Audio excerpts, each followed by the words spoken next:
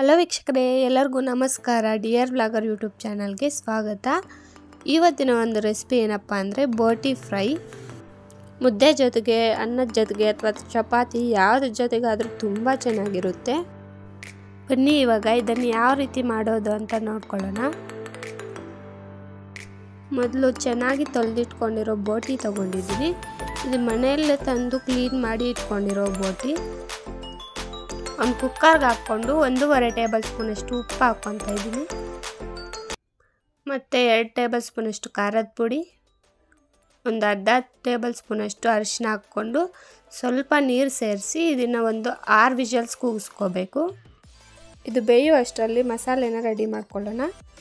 ಅರ್ಧ ಒಲಷ್ಟು ಕೊಬ್ಬರಿನ ತೊಗೊಂಡಿದ್ದೀನಿ, 2 ಈರುಳ್ಳಿನ ಕಟ್ ಮಾಡಿ ಇಟ್ಕೊಂಡಿದ್ದೀನಿ, ಒಂದು ಸ್ವಲ್ಪ ಶುಂಠಿ, ಹಂಗೆ 2 ಬೆಳ್ಳುಳ್ಳಿ ಬಿಡಿಸಿ ಇಟ್ಕೊಂಡಿದ್ದೀನಿ, ಸ್ವಲ್ಪ ಕೊತ್ತಂಬರಿ, ಪುದೀನ ಮತ್ತು ಡ್ರೈ ಇಂಗ್ರೀಡಿಯೆಂಟ್ಸ್ ಬಂದು 1 ಟೇಬಲ್ ಸ್ಪೂನ್ ಗಸಗಸೆ ತೊಗೊಂಡಿದ್ದೀನಿ, 1 ಟೇಬಲ್ ಸ್ಪೂನ್ ಕರಿಮೆಣಸು, 4 ಟೇಬಲ್ ಸ್ಪೂನ್ ಆಗುವಷ್ಟು ಧನಿಯಾ ಪುಡಿ, 1-2 ಟೇಬಲ್ ಸ್ಪೂನ್ ಖಾರದ ಪುಡಿ ತೊಗೊಂಡಿದ್ದೀನಿ, 1/2 ಟೇಬಲ್ ಸ್ಪೂನಷ್ಟು ಚಕ್ಕೆ ಲವಂಗ ಪುಡಿ.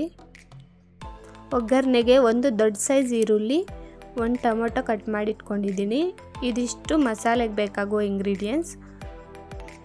ಇದನ್ನೆಲ್ಲ ಒಂದು ಕಡಾಯಿಗೆ ಹಾಕಿ 1 ಟೇಬಲ್ ಸ್ಪೂನಷ್ಟು ಎಣ್ಣೆ ಹಾಕಿ ಲೈಟಾಗಿ ಫ್ರೈ ಮಾಡ್ಕೋಬೇಕು. ಈ ರೀತಿ ಫ್ರೈ ಮಾಡ್ದೇನೆ ಹಸಿ ಮಸಾಲೆನೇ ರುಬ್ಕೊಂಡು ಕೂಡ ಮಾಡ್ಬೋದು. ಆದರೆ ಈ ರೀತಿ ಫ್ರೈ ಮಾಡಿಕೊಂಡು ಮಾಡೋದ್ರಿಂದ ಫ್ರೈನ ರುಚಿ ತುಂಬ ಚೆನ್ನಾಗಿರುತ್ತೆ. ಅದರಿಂದ ನಾನು ಈ ರೀತಿ ಫ್ರೈ ಮಾಡಿಕೊಂಡು ಮಾಡ್ತೀನಿ. ಇದು ಫ್ರೈ ಆದಮೇಲೆ ಕೊನೆಯದಾಗಿ ಸ್ಟವ್ ಆಫ್ ಮಾಡಿಕೊಂಡು ಧನಿಯಾ ಪುಡಿನ ಕೂಡ ಹಾಕಿ ಕಲಿಸ್ಕೊತಾ ಇದ್ದೀನಿ. ಇದು ತಣ್ಣಗಾಗುವಷ್ಟರಲ್ಲಿ ಕೊಬ್ಬರಿ ರುಬ್ಕೊತಾ ಇದ್ದೀನಿ. ಕೊಬ್ಬರಿನೇನು ಫ್ರೈ ಮಾಡಿಲ್ಲ, ಹಾಗೆ ರುಬ್ಕೊತಾ ಇದ್ದೀನಿ. ಸೊ ಇದು ತರಿಯಾಗಿ ರುಬ್ಕೊಂಡಾದ್ಮೇಲೆ ಫ್ರೈ ಮಾಡಿ ಇಟ್ಕೊಂಡಿರೋ ಮಸಾಲೆ ಕೂಡ ಹಾಕಿ ಅದಕ್ಕೆ ಸ್ವಲ್ಪ ನೀರು ಸೇರಿಸ್ಕೊಂಡು ರುಬ್ಬಿಟ್ಕೊತಾ ಇದ್ದೀನಿ. ಬೋಟಿ ಕೂಡ ಬೆಂದು ರೆಡಿಯಾಗಿದೆ. ತುಂಬ ಬಲ್ತಿರೋದಾದರೆ ಬೇಗ ಬೇಯಲ್ಲ.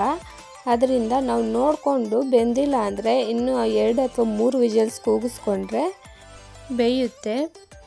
ಏನಿದ್ರೂ ಇದನ್ನು ನಾವು 3/4 ಭಾಗ ಕುಕ್ಕರಲ್ಲೇ ಬೇಯಿಸ್ಕೋಬೇಕಾಗುತ್ತೆ. ಇವಾಗ ಒಗ್ಗರಣೆಗೆ ಒಂದು ಕಡಾಯಿ ತಗೊಂಡು ಅದರಲ್ಲಿ ಒಂದು 4 ಟೇಬಲ್ ಸ್ಪೂನಷ್ಟು ಎಣ್ಣೆ ಹಾಕಿ ಈರುಳ್ಳಿ ಹಾಕಿ ಫ್ರೈ ಮಾಡ್ಕೊತಾ ಇದ್ದೀನಿ. ಗೋಲ್ಡನ್ ಕಲರ್ ಬರೋವರೆಗೂ ಫ್ರೈ ಮಾಡ್ಕೋಬೇಕು.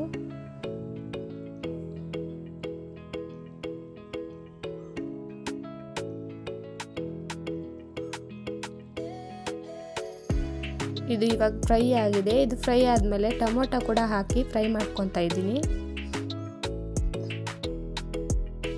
ಬೋಟಿ ತಿನ್ನೋದು ನಮ್ಮ ಹೊಟ್ಟೆಗೆ ಸಂಬಂಧಪಟ್ಟಿರೋ ಪ್ರಾಬ್ಲಮ್ಸ್ಗೆಲ್ಲ ತುಂಬ ಒಳ್ಳೆಯದು ಅಂತ ಹೇಳ್ಬೋದು. ಹಂಗೆ ದೇಹಕ್ಕೆ ತಂಪು ಕೂಡ.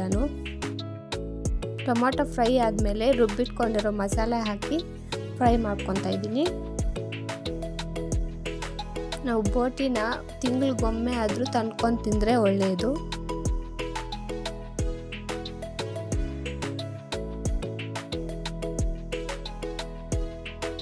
ಮಸಾಲೆ ಫ್ರೈ ಆದಮೇಲೆ ಬೇಯಿಸಿಟ್ಕೊಂಡಿರೋ ಬೋಟಿನ ಕೂಡ ಹಾಕಿ ಫ್ರೈ ಮಾಡ್ಕೊತಾ ಇದ್ದೀನಿ.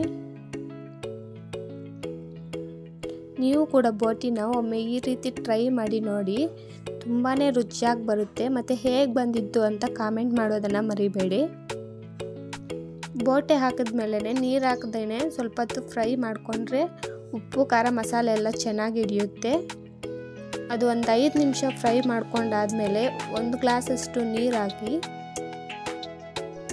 ಪ್ಲೇಟ್ ಮುಚ್ಕೊಂಡು ಒಂದು ಅರ್ಧ ಗಂಟೆ ಕುದಿಸ್ಕೊಂಡ್ರೆ ರುಚಿಯಾದ ಬೋಟಿ ಫ್ರೈ ರೆಡಿ ಆಗಿಬಿಡುತ್ತೆ.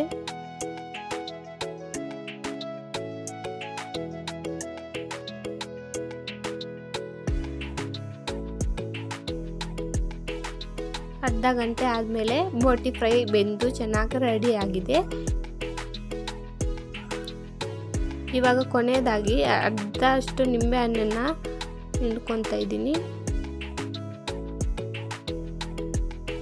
ಈ ರೀತಿ ನಾನ್ ವೆಜ್ ರೆಸಿಪೀಸ್ಗೆ ನಿಂಬೆ ಹಣ್ಣಿನ ರಸ ಹಾಕಿದ್ರೆ ರುಚಿ ಇನ್ನೂ ಜಾಸ್ತಿ ಆಗುತ್ತೆ. ನೋಡೋದ್ರಲ್ಲ ಫ್ರೆಂಡ್ಸ್, ಬೋಟಿ ಫ್ರೈ ಎಷ್ಟು ಸಿಂಪಲ್ಲಾಗಿ ಮಾಡ್ಕೋಬೋದು ಅಂತ. ಇದನ್ನು ಬಿಸಿ ಬಿಸಿ ಮುದ್ದೆ ಜೊತೆಗೆ ಹಾಕ್ಕೊಂಡು ತಿಂತಿದ್ರೆ ತುಂಬಾ ಚೆನ್ನಾಗಿರುತ್ತೆ. ಐ ಹೋಪ್ ಈ ವಿಡಿಯೋ ನಿಮ್ಗೆ ಇಷ್ಟ ಆಯಿತು ಅಂದ್ಕೊತೀನಿ. ಒಂದು ವೇಳೆ ಇಷ್ಟ ಆಗಿದ್ದರೆ ಲೈಕ್ ಮಾಡಿ, ಶೇರ್ ಮಾಡಿ, ಕಾಮೆಂಟ್ ಮಾಡಿ. ಇದೇ ರೀತಿ ಸಿಂಪಲ್ ಆ್ಯಂಡ್ ಟೇಸ್ಟಿ ರೆಸಿಪೀಸ್ಗಾಗಿ ಡಿಯರ್ ಬ್ಲಾಗರ್ ಯೂಟ್ಯೂಬ್ ಚಾನಲ್ನ ಸಬ್ಸ್ಕ್ರೈಬ್ ಮಾಡ್ಕೊಳ್ಳಿ. Thanks for watching.